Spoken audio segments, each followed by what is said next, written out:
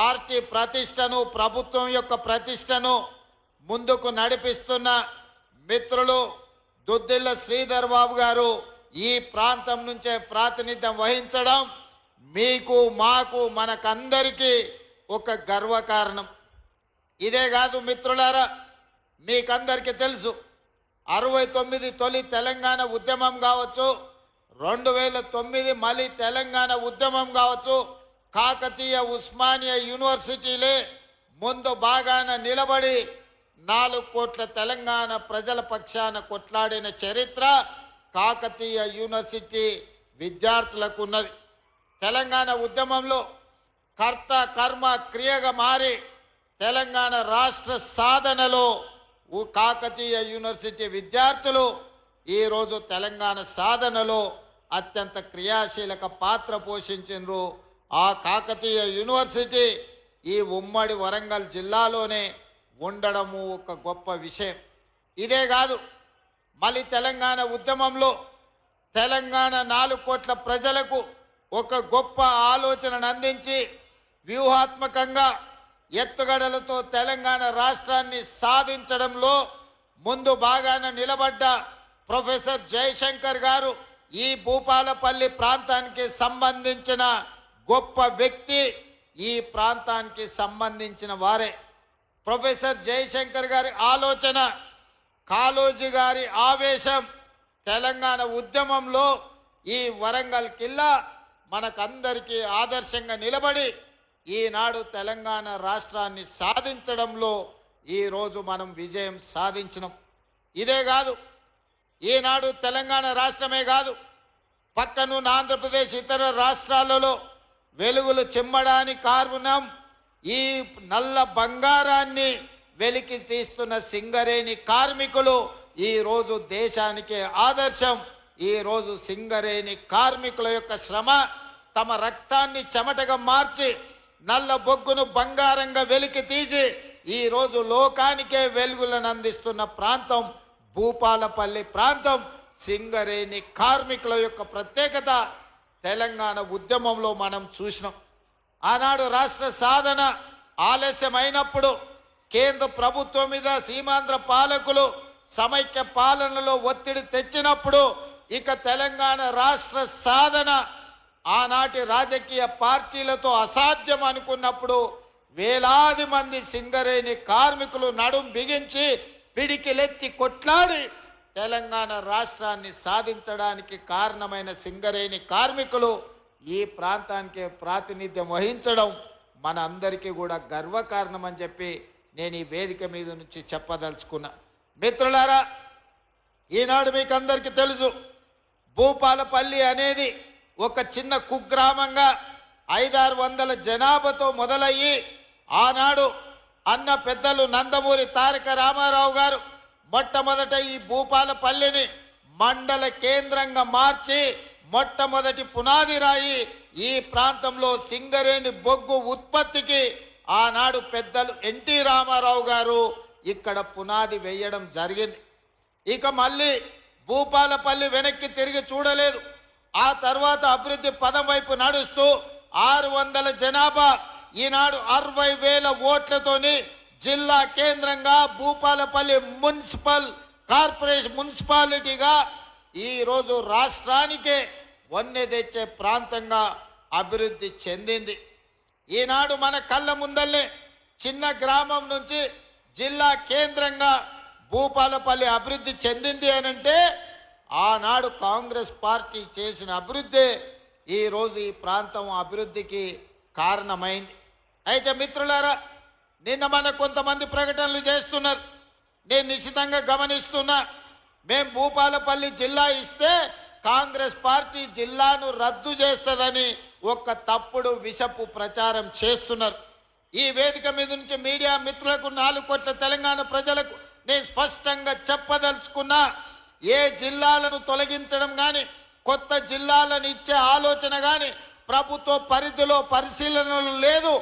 ఎన్నడైనా జిల్లాలను పునర్వ్యవస్థీకరించాలి, లేకపోతే రేషనలైజ్ చెయ్యాలి అనంటే బహిరంగంగా ప్రజలకు చెప్పి శాసనసభలో చర్చ చేసి ప్రతిపక్షాల సూచనలు తీసుకున్న తర్వాతనే జిల్లాల గురించి ఆలోచన చేస్తాం. ఎవరు ఎన్ని కుట్రలు చేసినా, ఎన్ని అపోహలు సృష్టించాలని ప్రయత్నం చేసినా భూపాలపల్లి ప్రాంతం చైతన్యవంతమైన ప్రాంతం. ఎవరు ఏ కుట్రలు కుతంత్రాలతోని ఈరోజు తప్పుడు ప్రచారం చేస్తుండ్రో పసిగట్టగలిగిన శక్తి ఈ ప్రాంత ప్రజలకు ఉన్నది.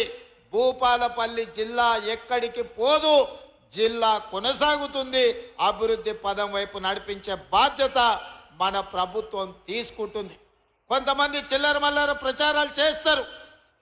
తాత్కాలికమైన రాజకీయ లబ్ధి కోసం వాళ్లకు తప్పుడు ప్రచారం చేయడం, ఈ ప్రాంతం మీద విషం చిమ్మడం తప్ప వాళ్ళు చేయగలిగిన ప్రయత్నం ఏదీ లేదు. అదేవిధంగా ఇవాళ జిల్లా విషయంలోనే కాదు, భూపాలపల్లి ప్రాంతంలో సింగరేణి గని కార్మికులు అటు ఆదిలాబాద్ నుంచి ఖమ్మం జిల్లా వరకు ఉన్న సింగరేణి పరివాహక ప్రాంతం, గోదావరి నది పరివాహక ప్రాంతంలో వేలాది సింగరేణి కార్మికుల కుటుంబాలు ఉన్నాయి. మెడికల్ అన్ఫిట్ ఏదైతే మీకు బోర్డు ఉన్నదో కాంగ్రెస్ పార్టీ ఆ బోర్డును రద్దు చేస్తుంది. భవిష్యత్తులో సింగరేణి కార్మికులకు వాళ్ళ వారసత్వ ఉద్యోగాలు కానీ మెడికల్ బోర్డు ఇచ్చే అన్ఫిట్ సర్టిఫికెట్ తోని వాళ్ళ కుటుంబ సభ్యులకు వచ్చే ఉపాధి అవకాశాలు పోతాయి. మిమ్మల్ని కాంగ్రెస్ పార్టీ మోసం చేస్తుందని కొంతమంది తప్పుడు ప్రచారం, విషపు ప్రచారం చేస్తున్నారు. అసలు ఈ ఆలోచన ఎక్కడి నుంచి వచ్చిందో, ఈ అవసరం ఎవరికి ఉన్నదో నాకైతే అర్థం కాలేదు. అందుకే మిత్రులు జనక్ ప్రసాద్ గారికి, పెద్దలు దుద్దిల్ల శ్రీధర్ బాబు గారికి నేను విజ్ఞప్తి చేస్తున్నా. ఎవరైనా ఇట్లాంటి తప్పుడు ప్రచారాలు చేసి మెడికల్ బోర్డు విషయంలో విషము చిమ్ముతే వాళ్ళను అందరినీ మోకాళ్ళ మీద కూర్చోబెట్టి 4 ఈపుల మీదంగా దెబ్బలేయండి. ఎందుకు అనంటే ఆ ఆలోచననే ప్రభుత్వ పరిశీలనలో లేదు. కార్మికులు కోరుకున్న విధంగా కార్మికులకు మేలు చెయ్యడానికి రాష్ట్ర ప్రభుత్వం ప్రయత్నం చేస్తుంది తప్ప కార్మికులకు నష్టం కలిగించే ఏ నిర్ణయము ఈ ప్రభుత్వం తీసుకోదు. ఇవాళ ప్రజా ప్రభుత్వం అధికారంలోకి వచ్చిందంటే సింగరేణి బొగ్గు గని కార్మికులు నిండు మనసుతో పనిచేయడమే కాదు, మీరు గుండెల నిండా ఊపిరి పీల్చుకొని భుజాల మీద కాంగ్రెస్ పార్టీ జెండాను మోసిండ్రు కాబట్టి ఈరోజు ప్రజా ప్రభుత్వం అధికారంలో ఉన్నది. ఈ ప్రభుత్వం మీది, మీ సమస్యల్ని పరిష్కరించే బాధ్యత ఈ ప్రభుత్వం తీసుకుంటుంది తప్ప కార్మికులకు నష్టం వచ్చే ఏ పని కూడా ఈరోజు మా ప్రభుత్వము చెయ్యదు. అదేవిధంగా డిస్మిస్ కార్మికులకు సంబంధించి 217 మంది ఉన్నారని మిత్రులు గండ్ర సత్యనారాయణరావు గారు నా దృష్టికి తీసుకొచ్చిండ్రు. ఈ సమస్యను ఏ విధంగా పరిష్కరించాలనో తప్పకుండా ప్రభుత్వము పరిష్కరిస్తుంది. అదేవిధంగా ఈనాడు గృహ నిర్మాణ శాఖ మంత్రివర్యులు వేదిక మీద ఉన్నారు. వారిని మనస్ఫూర్తిగా నేను అభినందిస్తున్నా. ఆనాడు డబుల్ బెడ్రూమ్ ఇల్లు ఇస్తామని దంచి మాటలు చెప్పిండు. మరి ఎవరికన్నా ఈడు ఉన్న వాళ్ళకి, ముఖ్యంగా మా అక్కల్ని అడుగుతున్నా, మీకు ఎవరికన్నా డబుల్ బెడ్రూమ్ ఇల్లు వచ్చిందా అక్క? మనకు మాత్రం డబుల్ బెడ్రూమ్ ఇల్లు రాలే. 1000 ఎకరాలలో ఎర్రవల్లిలో ఆయనకు ఫామ్ హౌస్ వచ్చింది. 100 ఎకరాలలో ఆయన కొడుకు జన్వాడలో ఫామ్ హౌస్ వచ్చింది. 50 ఎకరాలలో ఆయన అల్లుడికి హరీష్ రావు గారికి మోయినాబాద్లో ఫామ్ హౌస్ వచ్చింది. కేసీఆర్ బిడ్డ కవితకు శంకర్పల్లిలో 25 ఎకరాల ఫామ్ హౌస్ వచ్చింది.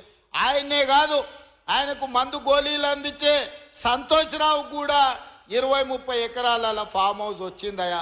ఇక రాంది ఎవరైనా ఉన్నారంటే ఎర్రవల్లి ఫామ్ హౌస్లో కేసీఆర్ క్లాస్మేట్ ఉంటాడు ఒక ఆయన జాంగీర్ అని, చదువుకున్నప్పటి నుంచి ఆయనతోనే ఉన్నాడు. నిన్నగాక మొన్న ఆయన చేతికి దట్టి కట్టింది కూడా గాయననే జాంగీర్. జాంగీర్కి ఒక్కనికే ఏం రాలే పాపం, చూస్తూనే ఉన్నాడు. ఆయన క్లాస్మేటు కింది నుంచి పైకి ముఖ్యమంత్రి అయిండు, దిగిపోయిండు, కానీ జాంగీర్కు మాత్రం న్యాయం చేయలే. ఇవాళ అది పరిస్థితి. మీకు మాత్రం ఇన్ని ఫామ్ హౌసులు వచ్చినాయి, 100,000 ఎకరాల భూములు వచ్చినాయి, టీవీలు వచ్చినాయి, పేపర్లు వచ్చినాయి, 1,000 కోట్ల రూపాయల వ్యాపారాలు వచ్చినాయి. మా పేదవాళ్లకు మాత్రం డబుల్ బెడ్రూమ్ ఇండ్లు రాలే. నిజంగానే చంద్రశేఖరరావు అనుకొని ఉండుంటే 10 ఏళ్లలో 20 లక్షల కోట్లు ప్రజలు పన్ను కట్టి చంద్రశేఖరరావుకి ఇచ్చిండ్రు. సంవత్సరానికి 2 లక్షల ఇండ్లు ఒకవేళ కట్టున్నా 10 ఏళ్లలో 20 లక్షల ఇండ్లు కట్టడానికి అవకాశం ఉండే. కానీ చంద్రశేఖరరావు గారు పేదల ఆత్మగౌరవం కోసం పనిచేయలే. పేదలకు డబుల్ బెడ్రూమ్ ఇండ్లు ఇవ్వాలన్న పట్టుదలకు పోలేదు. ఎందుకంటే పేదల పట్ల ఆయనకు ప్రేమ లేదు, పేదల పట్ల ఆయనకు ఎలాంటి పట్టింపు లేదు. అందుకే ఇవాళ ఏ గ్రామాల్లో కూడా డబుల్ బెడ్రూమ్ ఇండ్లు లేవు. అందుకే ఆనాడు జరిగిన ఈ భూపాలపల్లిలో నేను వచ్చినప్పుడు రైతు పోరుబాట ఇక్కడనే నేను వచ్చి చేసిన కార్మిక పోరుబాట, కార్మికుల కోసం భూపాలపల్లి నియోజకవర్గంలోకి వచ్చి పాదయాత్ర చేసిన. ఆనాడు నేను చెప్పిన, ఎన్నికల ప్రచారంలో చెప్పిన, ఏ ఏ ఊర్లలో అయితే నువ్వు డబుల్ బెడ్రూమ్ ఇల్లు కట్టించినవో ఆ ఊర్లో మొత్తం ఓట్లు నువ్వు వేసుకో. ఏ ఊర్లో ఇందిరమ్మ ఇండ్లు ఉన్నాయో ఆ ఓట్లన్నీ మేము వేసుకుంటాం. బీఆర్ఎస్ కి డిపాజిట్ వస్తే నేను ముక్కు నేలకు రాస్తానే ఆనాడు సవాలు విసిరిన. ఇవాళ అందుకే ప్రజలందరూ కలిసి బీఆర్ఎస్ డిపాజిట్లు గల్లంతు చేసిండ్రు రాష్ట్రంలో. అందుకే ఇవాళ తెలంగాణ రాష్ట్రంలో ప్రతి నియోజకవర్గానికి 3,500 ఇండ్ల ప్రకారం 4.5 లక్షల ఇండ్లు 22,500 కోట్ల రూపాయలతోని ఇల్లు వచ్చిన ప్రతి పేదవాడికి 5 లక్షల రూపాయలు ఉచితంగా, ఎవ్వరికి ఒక అనా పైసా లంచం లేకుండా, దళార్లు లేకుండా, మధ్యలో ఎవరికన్నా కమిషన్లు లేకుండా ఈరోజు పేదల ఖాతాలో నగదు పడుతుందంటే మిత్రులు శ్రీనివాసరెడ్డి గారు నిరంతరం పర్యవేక్షించడం వల్ల తెలంగాణ రాష్ట్రంలో 4.5 లక్షల పేదలకు మేలు జరిగింది. ఇప్పుడే మా సత్తన్న చెప్తున్నాడు, ఇంకా అవి సరిపోవు, మా మున్సిపాలిటీలో 1000 కావాలి, మా నియోజకవర్గంలో ఇంకా ఇల్లు కావాలి అని. చూద్దాం తప్పకుండా. ఇవన్నీ మంచిగా కట్టుకోరి. ఏప్రిల్ తర్వాత మళ్ళీ 2వ విడత భోజనం పెడతాం. ముందైతే నాస్ట తినుండ్రి, మళ్ళీ మధ్యాహ్నం భోజనం మంచిగా పెడదాం. మీరు టిఫిన్ తినకుండా ఈ ప్లేట్లు అట్లే పెట్టుకుంటే వడ్డించాలన్న కష్టమవుతుంది. మీకు ఇచ్చిన ఇండ్లన్నీ ఈరోజు మీరు నిర్మించుకోండి, పూర్తి చేసుకోండి. ఏప్రిల్ తర్వాత నూతన బడ్జెట్లో మళ్ళీ పేదలకు ఇందిరమ్మ ఇండ్లు ఇచ్చే బాధ్యత పొంగులేటి శ్రీనివాసరెడ్డి గారు తీసుకుంటారు.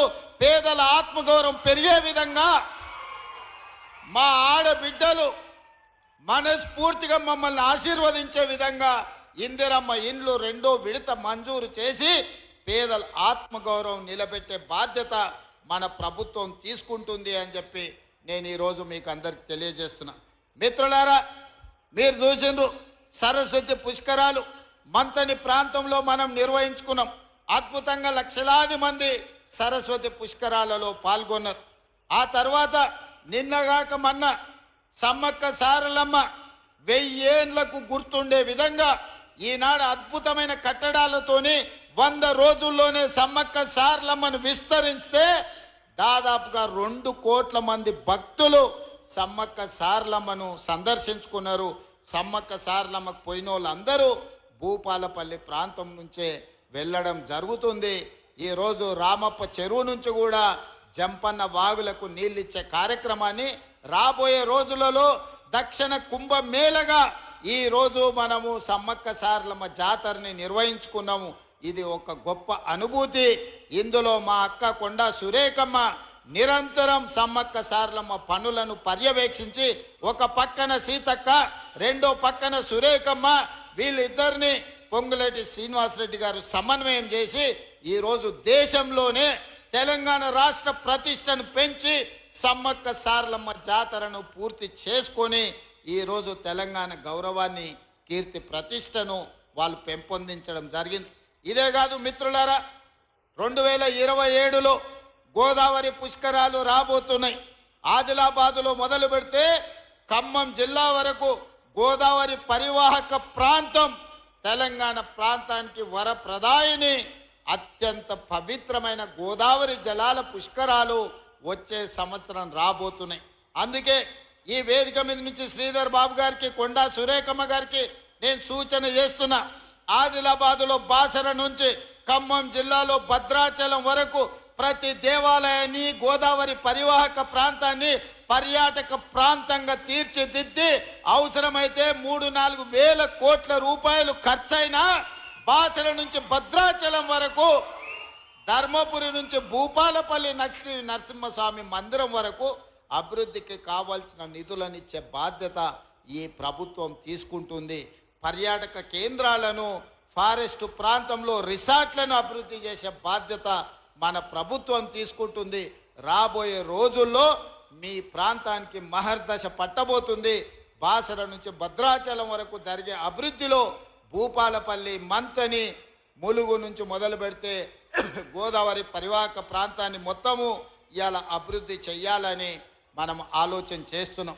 మిత్రులారా, 10 ఏళ్ళు చంద్రశేఖరరావు గారు ఉన్నారు, 12 ఏళ్ళు నరేంద్ర మోడీ గారు ఉన్నారు, 2 సార్లు కేసీఆర్ ముఖ్యమంత్రి అయిండు, 3 సార్లు నరేంద్ర మోడీ ప్రధానమంత్రి అయిండు. ఈ మున్సిపల్ ఎన్నికల్లో బీఆర్ఎస్ వాళ్ళు చెప్తుండ్రు కేసీఆర్ను చూసి ఓటేయమని, బీజేపీ వాళ్ళు చెప్తుర్రు మోడీని చూసి ఓటేయమని. నేను అడుగుతున్న మీడియా మిత్రులను, గల్లీలో మోరీ తీయాలంటే కేసీఆర్ వచ్చి తీస్తాడా? ఉన్న ఎమ్మెల్యేలకు, ఆనాటి మంత్రులకే కేసీఆర్ గెలిచేటోడు కాదు. భూపాలపల్లి గల్లీలో మోరీ తీయాలంటే ఆ మోరీ కేసీఆర్ వచ్చి తీస్తాడా? లేకపోతే ఓ 1,00,000 రూపాయలు సైడ్ ట్రైన్ కట్టాలంటే మోడీ ఢిల్లీ నుంచి వస్తాడా? మనం అడగనికే ఢిల్లీకి పోవాలన్నా? ఒక్కసారి ఆలోచన చేయండి. కేసీఆర్ అయినా మోడీ అయినా బొమ్మలు చూపించి ఓట్లు అడగడానికే పనికొస్తారు. నేను ఒక్క మాట మా అక్క చెల్లెళ్ళకి నేను చెప్పదలుచుకున్నా. అక్క, పెళ్లి పెద్దను చూసి పిల్లని ఇచ్చినాం అనుకో, పిల్లగాడి సంసారం చేయకపోతే ఎవరికి చెప్పుకుంటాం అక్క? అవునా కాదా? పిల్లగాడు పనికొస్తాడా, పనికిరాడా, ఇల్లు నడుపుతాడా, ఇల్లు నడపడాని పిల్లగాన్ని చూసి పిల్లనిస్తాం, కానీ పెళ్లి పెద్దను చూసి పిల్లనిస్తే సంసారం ఆగం కాదా అక్క? అవునా కాదా? ఇవాళ ఓటు కూడా కేసీఆర్ కావాల్సిన రోడ్లు వేపిస్తాడు, గోదావరి పుష్కరాలను బ్రహ్మాండంగా ఈ ప్రాంతంలో పూర్తి చేస్తాడు. ఏమన్నా కావాలంటే మీరు సత్యాన్ని కలిస్తే సత్యాన్న సీదా తెలంగాణ రాష్ట్ర ముఖ్యమంత్రి దగ్గరకు వస్తాడు. నాకు సత్యాన్నకున్న మిత్రత్వం మీకు అందరికి తెలుసు కదా. నేను ముఖ్యమంత్రిగా కాదు, మున్సిపల్ మంత్రిని కూడా నేనే. మున్సిపల్ మంత్రినే కాదు, మీ సత్యాన్నకు అత్యంత ఆప్తున్న సంగతి మీకు అందరికీ తెలుసు కదా. ఇవాళ మీ గల్లీలో మోరీ పనికి కావాలంటే సీదా ముఖ్యమంత్రి దగ్గరకు వచ్చి చేయి పట్టుకొని నాతో సంతకం పెట్టించే శక్తి ఇవాళ గండ్ర సత్తన్నకున్న మాట వాస్తవం కాదా?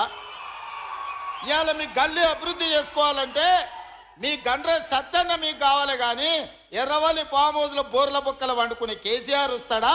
ఢిల్లీలో ఉండే మోడీ వస్తాడా? అసలు అడిగేటోనికి సిగ్గని ఉండాలి. వినేటోడు చెమిటోడైతే చెప్పేటోడు మహాభారతం అంత ఇంత పొడుగు చెప్తాడు. మనల్ని చెవిటోళ్ళు అనుకుంటారు బీజేపీ వాళ్ళు, బీఆర్ఎస్ వాళ్ళు. 10 ఏళ్ళు ముఖ్యమంత్రి ఉండి మన భూపాలపల్లిలో బైపాస్ రోడ్డు తేలేదు. 3 సార్లు ప్రధానమంత్రి అయిన మోడీ ఏనాడని భూపాలపల్లికి వచ్చిండా? కేసీఆర్ను మోడీను చూసి ఓటేస్తారంటే మోసపోతాము, గోసపడతాం. మీ గండ్ర సత్యాన్నను చూడండి, మీ గల్లీలో ఉండే కౌన్సిలర్లను చూడండి, మీ మున్సిపల్ శాఖ మంత్రిని చూడండి, మీ సోదరుడు తెలంగాణ రాష్ట్ర ముఖ్యమంత్రిని చూడండి. నేను పనిచేసేది, సంతకం పెట్టేది నేను, నిధులు ఇచ్చేది శ్రీధర్ బాబు గారు, మమ్మల్ని ఇద్దరిని సమన్వయం చేసి పని చేయించుకునేది గండ్ర సత్తన్న. అందుకే భూపాలపల్లె కాదు, వరంగల్ జిల్లాలో ఈరోజు నేను ఒక్క మాట చెప్పదలుచుకున్నా. గాడ కాగితం ఉన్నది ఇక్కడ, ఎన్ని పైసలు ఇచ్చినావు మున్సిపాలిటీలో? ఇక్కడదే ఇలా నోటు ఉండే కదా. మున్సిపాలిటీ లెక్క తెచ్చిన మొత్తం తెలంగాణ రాష్ట్రంలో మనం కౌన్సిలర్లు లేకపోయినా, కార్పొరేటర్లు లేకపోయినా, మున్సిపల్ చైర్మన్లు లేకపోయినా, మేయర్లు లేకపోయినా 2 ఏళ్లలో 17,442 కోట్ల రూపాయలు మున్సిపాలిటీలకు ఇవ్వడం జరిగింది. కేవలం ఉమ్మడి వరంగల్ జిల్లాకే 6,116 కోట్ల రూపాయలు వరంగల్ అండర్ గ్రౌండ్ డ్రైనేజీకి, అదేవిధంగా భూపాలపల్లి మున్సిపాలిటీకి 92 కోట్లు, పరకాల మున్సిపాలిటీకి 52 కోట్లు, అదేవిధంగా గ్రేటర్ వరంగల్ మున్సిపల్ కార్పొరేషన్కి 5,287 కోట్లు, జనగామ జిల్లాలో జనగామకు 82 కోట్లు, స్టేషన్ గన్పూర్కి 50 కోట్లు, మహబూబాబాద్కు 121 కోటి, అదేవిధంగా డోర్నకల్కు 49 కోట్లు, మర్పడకు 51 కోటి, తొర్రూరుకి 51 కోటి, కే సముద్రానికి 61 కోటి, ములుగు మున్సిపాలిటీకి 15 కోట్లు, నర్సంపేటకు 149 కోట్లు, వర్ధన్నపేటకు 52 కోట్లు, మొత్తము 6,116 కోట్ల రూపాయలు ఉమ్మడి వరంగల్ జిల్లా మున్సిపాలిటీలకు ఇవాళ మనం నిధులు ఇచ్చినాం. ఇవన్నీ పనులు చేసుకోవాలంటే కౌన్సిలర్ మనోడై ఉండాలి. పెద్దలు చెప్పారు మట్టికి పోయినా ఇంటోడే పోవాలని. కౌన్సిలర్ ఎవరో ఉంటే ఎమ్మెల్యేని కలవలేడు, ఎమ్మెల్యేని అడగలేడు, ఎమ్మెల్యేకి చెప్పకపోతే మంత్రి సహాయం అందించలేడు, మంత్రి సహాయం అందించలేకపోతే మున్సిపల్ మంత్రిగా నేను కూడా నిధులు ఇచ్చే పరిస్థితి ఉండదు. కాబట్టే ఆయన కేసీఆర్ ముఖ్యమంత్రి, ఆయన కొడుకే మున్సిపల్ మంత్రి. వెనకటికి ఎవడోనంట పెళ్లికి పోయేటప్పుడు అంట పిల్లిని సంకల పెట్టుకొని పోయినట్టు ఏదో ఉంటుంది తోడని. కేసీఆర్ను ముఖ్యమంత్రిని మీరు చేస్తే కొడుకును మున్సిపల్ మంత్రి చేసుకున్నాడు. అయ్యో కొడుకుకు మంత్రి ఇస్తే మరి అల్లుడు అలుగుతాడని ఆయనకు హరీష్ రావుకో మంత్రి ఇచ్చిండు. అయ్యో అల్లుడికి ఇస్తే మళ్ళీ బిడ్డ అలుగుతుంది ఇంటికి రాదని చెప్పి బిడ్డకు కూడా ఎంపీ చేసిండు, ఎమ్మెల్సీ చేసిండు. మళ్ళీ ఇంతమందికి ఇచ్చిన మందులో సోడా పోస్తాయని సంతోష్ రావు అని ఉంటాడు సటకుని కొడుకు, గాయనకు కూడా రాజ్యసభ ఇచ్చిండు. ఇంటిల్లి పాదికి పదవులు ఇచ్చుకున్నాడు తప్ప మన ఊరికేమన్నా నిధులు ఇచ్చిండా ఒక్కసారి ఆలోచన చెయ్యండి. కాబట్టే కేటీఆర్ మున్సిపల్ మంత్రి అయిందంటే వెనకటికి ఎవరో చెప్పారు తిక్కలోడు తిరణాలకు పోతానంట ఎక్కనిక దిగనికనే సరిపోయిందంటే ఏం చూసింది లేదు, ఏమి తెచ్చింది లేదు. తిక్కలోడు తిరణాల కథ ఉంది కేటీఆర్ మున్సిపల్ శాఖ మంత్రిగా. ఏనాడన్నా భూపాలపల్లికి వచ్చి ఏం కావాలని అడిగినాడే, తెచ్చిండా? అందుకే ఇవాళ అసలుకు నకిలీకి పోటీ. ఆయన గండ్రనే ఈయన గండ్రనే, కానీ ఇది అసలు గండ్రా, అది నకిలీ గండ్రా. ఇది నమ్మకం ఉన్న గండ్రా, అది నమ్మితే మోసం చేసే గండ్రా. ఆ ఎల్ల మీరు గెలిపిస్తే మీ గుండెల మీద దాన్ని శత్రువు సంఖలో చేరిండు. అట్లాంటి నకిలీకి అసలుకి ఈరోజు భూపాలపల్లిలో పోటీ జరుగుతుంది. కాబట్టే మిత్రులారా, ఇవన్నీ ఒకెత్తైతే నిన్న మన కిషన్ రెడ్డి మాట్లాడుతున్నాడు. మొన్ననే నేను చెప్పిన నన్నేదో రేవంత్ ఉద్దీన్ అంటే నాకేం బాధ లేదయ్యా, యాదవులు రేవంత్ యాదవ్ అన్నారు, బుదిరాజులు రేవంత్ ముదిరాజు అన్నారు, గౌడ్లు రేవంత్ గౌడ్ అన్నారు, మాదిగలు రేవంత్ మాదిగ అన్నారు, మా సీతక్క రేవంత్ అన్న మా కోయ బిడ్డ మా సమ్మక్క సారలమ్మ చేసిండని చెప్పిండ్రు. ఇట్లా ఎవరికి వాళ్ళు నన్ను వాళ్ళ సామాజిక వర్గంలోనే కాదు వాళ్ళ కుటుంబ సభ్యులుగా భావించరు. నేను అందరి వాడిని, అందరి కోసం పనిచేసేవాడిని. నన్ను ఎవరు ఏ పేరు మీద పిలుచుకున్నా నాకేం బాధ లేదు, నేను సంతోషంగా స్వీకరిస్తా. రేవంత్ ఉద్దీన్ అన్నా పర్వాలేదు, పీటర్ రేవంత్ అన్నా పర్వాలేదు, రేవంత్ మాదిగ అన్నా పర్వాలేదు రామచంద్రరావు గారు. కానీ నీ పక్కలో ఉన్న కిషన్ రెడ్డి ఉన్నాడు కదా, ఆయన కల్వకుంట్ల కిషన్ రావుగా మారి కేసీఆర్ కేటీఆర్ని అరెస్టు చేయకుండా ఆపుతున్నాడు కదా, గాదాని సంగతి చెప్పమని నేను అడిగితే కిషన్ రెడ్డి అంటుండు నేనేమన్నా ముఖ్యమంత్రినా, నేను ఎట్లా అరెస్టు చేస్తాను. నేను అడగదలుచుకున్నా, అయ్యా దేశం కోసం ప్రాణాలు ఇచ్చి దేశం కోసం 1000 కోట్ల రూపాయల ఆస్తులు ఇచ్చిన మోతీలాల్ నెహ్రూ 1000 కోట్ల ఆస్తులు దానం చేసిండు. పండిత్ జవహర్లాల్ నెహ్రూ 10 ఏళ్ళు స్వతంత్రం కోసం జైల్లో ఉన్నాడు. మహాత్మా గాంధీ ఈ స్వతంత్రాన్ని కాపాడడానికి ప్రాణాలు ఇచ్చిండు. ఇందిరా గాంధీ ఈ దేశం కోసం రక్తం చిందించింది. రాజీవ్ గాంధీ ఈ దేశాన్ని సమైక్యంగా ఉంచడానికి ఈ రోజు ఆత్మ బలిదానం చేసుకొని ఒక వీరుడుగా ఈ రోజు పని చేస్తున్నాడు. అలాంటి వారసత్వం 1000 కోట్ల ఆస్తులను పేదల కోసం దానం చేసిన సోనియా గాంధీ రాహుల్ గాంధీ గారిని సిబిఐ కేసుల పేరు మీద, ఈడీ కేసుల పేరు మీద రోజుల కొద్దీ ఢిల్లీ వీధుల్లో నడిపించి సర్వం త్యాగం చేసిన గాంధీ కుటుంబాన్ని అవమానించిన సిబిఐ ఈడీ మీది కాదా, మీ మోడీది కాదా అని నేను అడుగుతున్నా. ఈ తెలంగాణ రాష్ట్రం ఇచ్చిన తెలంగాణ తల్లిని ఈడీ కేసులు పెట్టి ఆడబిడ్డను ఈ రోజు మానసిక క్షోభకు గురి చేస్తున్నారు. మీకు ఉసురు తలగదా మోడీ గారిని కిషన్ రెడ్డి నేను అడుగుతున్నా. ఇవాళ కన్యాకుమారి నుంచి కశ్మీర్ వరకు మండు టెండల్లో మంచు కొండల్లో 4000 కిలోమీటర్లు 150 రోజులు నడిచి ప్రతి పేదవాడి సమస్యను తెచ్చుకున్న, ప్రతి పేదవాడి గుండెను, ప్రతి పేదవాడి గూడాన్ని తలుపు తట్టిన రాహుల్ గాంధీని ఈడీ సిబిఐ కేసులతో వేధిస్తున్నారు కదా. మోడీ గారి దగ్గర ఉన్న ఈడీ సిబిఐ గాంధీ కుటుంబాన్ని వేధించడానికి ఉపయోగించినప్పుడు ఈ రోజు కాళేశ్వరం కూలేశ్వరం అయిపోయింది, పక్కనే ఉంది. 1,00,000 కోట్లు దిగమింగి కాళేశ్వరం ఏటీఎంగా మారిందని మీ మోడీ గారే చెప్పిండ్రు కదా. సిబిఐ విచారణకు మీకు పంపించి 6 నెలలు అయ్యింది. ఎవడడ్డుకున్నాడు? ఫార్ములా ఈ కార్ రేస్లో ఈడీ కేసుకు పంపించి 6 నెలలు అయింది. ఇవాళ కేటీఆర్ని ఎందుకో పిలుస్తలేరు? ఇవాళ కాళేశ్వరంలో కేసీఆర్ను హరీష్ను కాపాడుతున్నది మీరు కాదా? ఫార్ములా ఈ రేస్లో కేటీఆర్ను కాపాడుతున్నది మీరు కాదా? మరి ఎందుకు ఆ సిబిఐ ఈడీ ఈరోజు కేసీఆర్ హరీష్ కేటీఆర్ను విచారణకు కూడా పిలిపిస్తలేరు, అరెస్ట్ చేసి లోపల పెడతలేరంటే కిషన్ రెడ్డి గారు నల్లికుట్ల మాటలు మాట్లాడుతున్నారు. నాకేం తెలుసు, నేనెట్లా చేస్తాను? సోనియా గాంధీ గారిని, రాహుల్ గాంధీ గారిని, మీ మోడీ గారు మీరు ఈడీ సిబిఐలతో వేధించవచ్చు, కానీ మీ చీకటి మిత్రుడు, మీ ఫెవికాల్ బంధం, మీ బీఆర్ఎస్ నాయకులను మాత్రం కేసీఆర్ హరీష్ కేటీఆర్ను, ఈ శుక్రాచార్యుణ్ణి, మారీచుని, సుబాహుడు రాక్షసులను మాత్రం మీ మోడీ పిలువడా? ఎందుకు కంచేసి కాపాడుతున్న కిషన్ రెడ్డి అని నేను అడుగుతున్నా. అందుకే కిషన్ రెడ్డిని ఇప్పటి నుంచి కిషన్ రెడ్డి అనే సమస్యనే లేదు. కేసీఆర్ హరీష్ కేటీఆర్ని అరెస్టు చేసే వరకు కిషన్ రెడ్డి పేరు కల్వకుంట్ల కిషన్ రావుగా పేరు మార్చి కేసీఆర్ కు దొంగపుత్రుడైతే కిషన్ రెడ్డి దత్తపుత్రుడు కేసీఆర్ కు, ఇద్దరు కలిసి కేసీఆర్ దోపిడిని ఈరోజు కాపాడే ప్రయత్నం చేస్తున్నారు. టెలిఫోన్ ట్యాపింగ్ నిన్న మనం మాట్లాడుతున్నారు. ప్రతిపక్ష నాయకులను వదలలే, హైకోర్టు జడ్జిలను వదలలే, చివరికి జర్నలిస్టులను వదలలే. భార్యాభర్తలు మాట్లాడుకుంటే కూడా ఏం మాట్లాడుకుంటున్నారని విన్న సన్నాసులు ఇంతకంటే దుర్మార్గం ఎక్కడన్నా భూమి మీద ఉంటుందా? ఇంతకంటే పాపాత్ముడు ఎవడన్నా ఉంటాడా?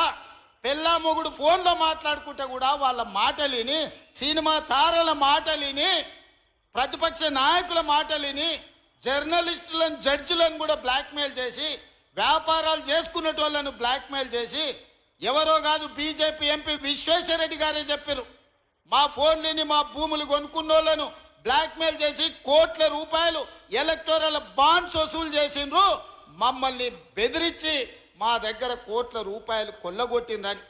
టెలిఫోన్ ట్యాపింగ్ ద్వారా బ్లాక్మెయిల్ చేసి కోట్ల రూపాయలు వసూలు చేసుకున్న బీఆర్ఎస్ను బ్లాక్ మెయిల్ రాజకీయ సమితి అని ఈరోజు నేను అధికారికంగా చెప్పదలుచుకున్నా.